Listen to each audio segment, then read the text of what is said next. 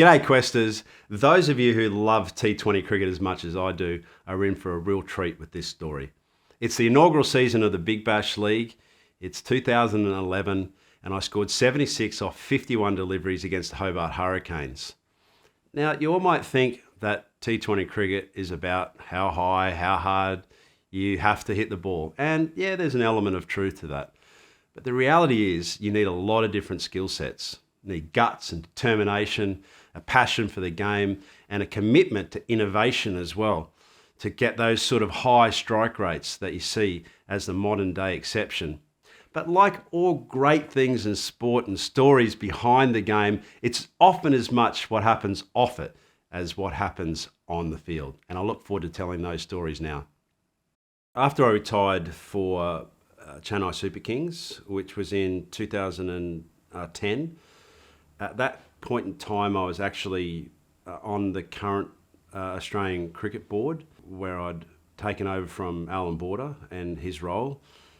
And we were discussing at this point one of the major points around how it is that we were going to progress. And it kind of got to a point where it was kind of a bit of a stalemate. All the financial projections had been put forward, the governance structure around the games and the franchises had been decided, and all that was really left to do was to form up different squads within the franchises. And at that point in time, which was 2011, I decided to then remove myself from the Cricket Australia Board and the Queensland Cricket Board and play the inaugural Big Bash League competition. And at that time as well, I had multiple hats on. So not only was I a board director, as I just mentioned, I was also a businessman at the Hayden Way, and our primary function was to be involved in sponsorship and leverage relationships. And a lot of the clients that I had as a businessman were actually a part of the inaugural Big Bash League competition as well. So that was really the combination of relationships that I had off the field. And then by coming and playing, it meant that those relationships started to come back on the field as well. So there was a lot going on. Not to mention that when you say you retired, you actually mean that you're retired. And so to break that news to my family that hey guys, by the way, I'm going to check back into cricket, was a pretty unique call. And it was quite a challenging time. Especially considering, as I mentioned, I just had so many other layers to my life. The great thing about playing professional sport is that you solely focus on professional sport. And when you have, 10, 12 different projects happening all at the same time, it became, quite tricky. So stoked that I actually did it.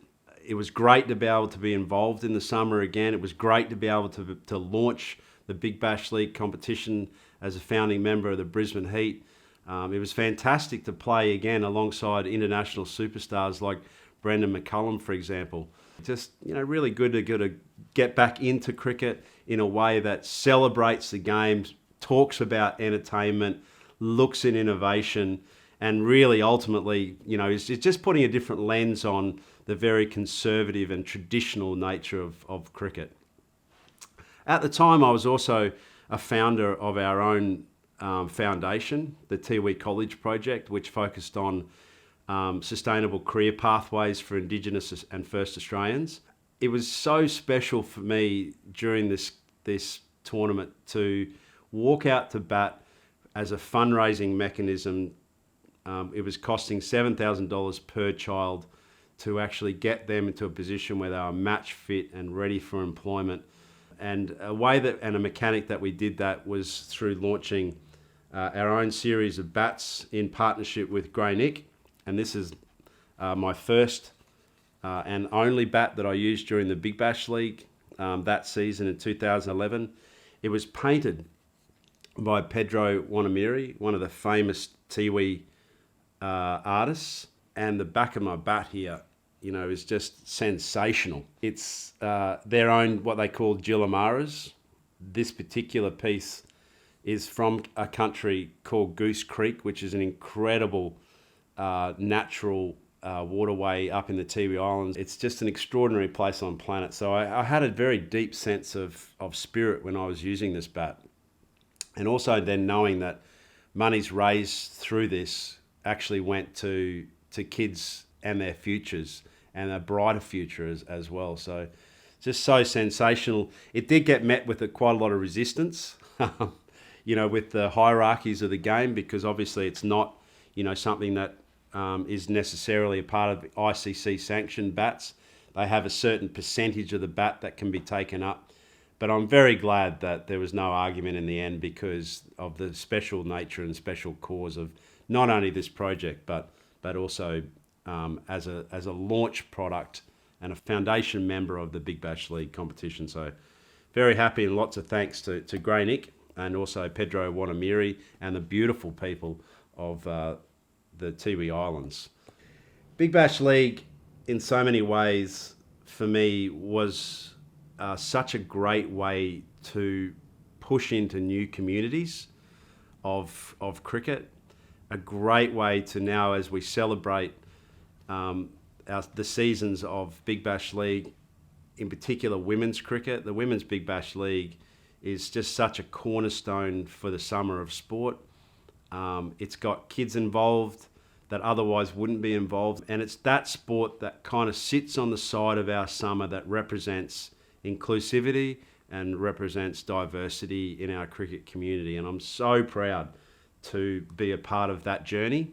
One of the things that I've just loved about T20 cricket is that I got my first opportunity and insight to go inside the change rooms of an international side with Pakistan cricket team, and for the first time be involved at international level as a mentor, to some of the great players of the modern era.